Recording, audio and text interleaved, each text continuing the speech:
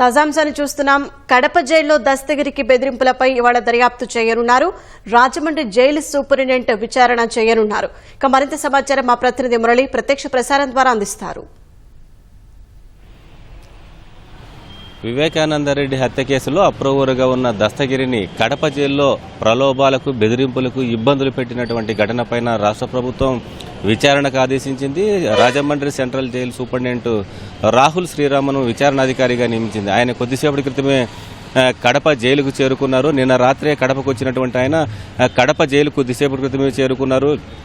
ఇవాళ రేపు 2 రోజుల పాటు ఈ గత ఏడాది 2023 అక్టోబర్ నుంచి 2024 ఫిబ్రవరి వరకు కడప జైల్లో రిమాండ్ ఖైదీగా ఉన్నటువంటి దస్తగిరి ఈ జైల్లో ఎదుర్కొన్నటువంటి ఇబ్బందులను అదేవిధంగా బెదిరింపులు ప్రలోభాలపైన ఆయన పూర్తి స్థాయిలో 2 రోజుల పాటు అక్కడ బాధితులతో పాటు ఆరోపణలు ఎదుర్కొంటున్న వారిని కూడా విచారించేటువంటి అవకాశం ఉంది. ఇవాళ ఉదయం 10 గంటలకు దస్తగిరి వివేక హత్య కేసులో అప్రూవర్గా ఉన్నటువంటి దస్తగిరిని విచారణకు హాజరు కావాలని ఆయనకు సమాచారం అందించారు. మరి కాసేపట్లో దస్తగిరి కూడా కడప జైలుకు రానున్నారు. కొద్దిసేపటి క్రితమే విచారణాధికారి రాహుల్ మీనా డిఐజీ కూడా లోపలికి వచ్చారు. ప్రస్తుతం మనం చూస్తున్నాం కడప జైలు వద్ద ఉన్నాం. మరి కాసేపట్లో దస్తగిరి ఇక్కడికి వచ్చేటువంటి అవకాశం ఉంది.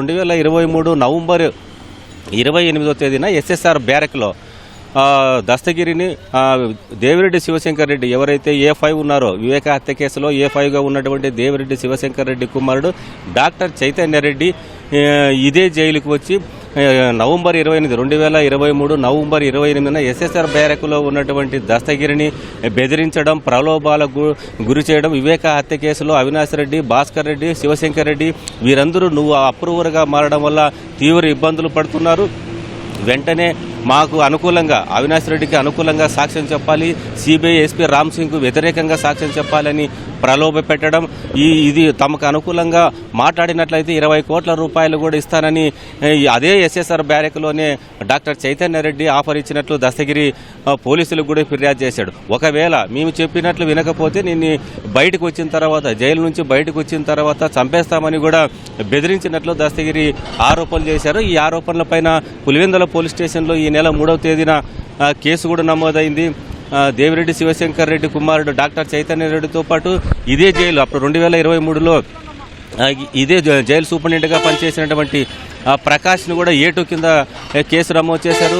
అదేవిధంగా అప్పట్లో జమ్మలమడి డీఎస్పీగా ఉన్నటువంటి నాగరాజు, ఎర్రగుంట్ల సిఐగా ఉన్నటువంటి ఈశ్వరయ్య ఈ నలుగురి పైన కూడా కేసు నమోదు చేశారు. అయితే ఇప్పుడు రాష్ట్ర ప్రభుత్వం ఈ కడప జైల్లో జరుగుతున్నటువంటి ఘటన పైన దస్తగిరి ఎదుర్కొన్నటువంటి ఇబ్బందులపైన కేవలం ఈ జైలుకు సంబంధించి ఎవరెవరైతే ఉన్నారో doctor Chaitanya Reddy, jail superintendent Prakash, ఈ దస్తగిరి వీళ్ళందరినీ కూడా విచారించి వాంగ్మూలం కూడా నమోదు చేసేటువంటి అవకాశం ఉంది. అయితే ప్రస్తుతం దస్తగిరి చెప్తున్నట్లు, అతని ఆరోపిస్తున్నట్లు, అతని ఫిర్యాదు చేస్తున్నట్లు ముందుగా అతని నుంచే వాంగ్మూలం తీసుకోవాలని కూడా విచారణ అధికారిని నియమించారు.